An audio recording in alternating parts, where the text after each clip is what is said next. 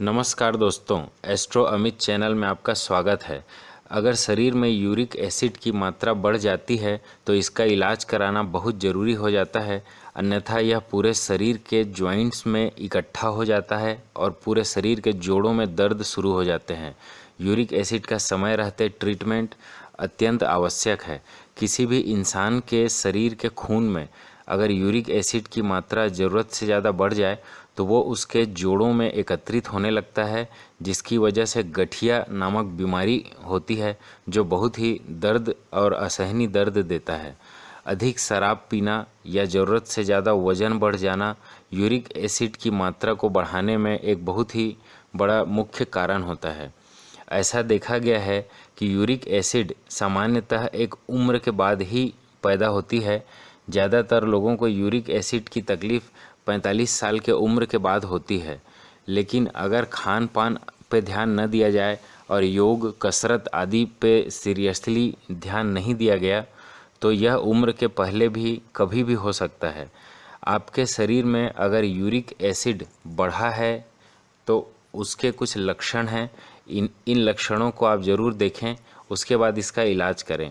जैसे जोड़ों में अगर सूजन होने लग गया हो, पैर के अंगूठों में सूजन हो और पैर के अंगूठों में जोड़ों में दर्द हो, पूरे शरीर के जोड़ों में दर्द हो, जोड़ों में गांठ की शिकायत हो, चलने और उठने बैठने के समय आपके सभी जोड़ों में दर्द हो, किसी एक स्थान पर ज़्यादा देर तक अगर बैठे रहें तो जोड़ों में दर्द होने लगे और बैठ के जैसे ही आप चलने लगे या उठें तो आपके जोड़ों में असहनीय दर्द हो, इसका मतलब है कि आपके शरीर में यूरिक एसिड का लेवल बढ़ चुका है और इसका तुरंत ही ट्रीटमेंट ज़रूरी है। मैं आपको कुछ खान पान से संबंधित उपाय बताता हूँ जिससे आप यूरिक एसिड के लेवल को कंट्रोल में रख सकते हैं।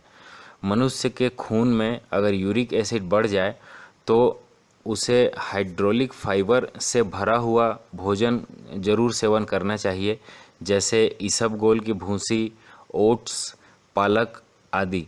ये यूरिक एसिड को खून से एब्जॉर्ब करने की क्षमता रखते हैं, जिससे शरीर में यूरिक एसिड का लेवल कम होता है।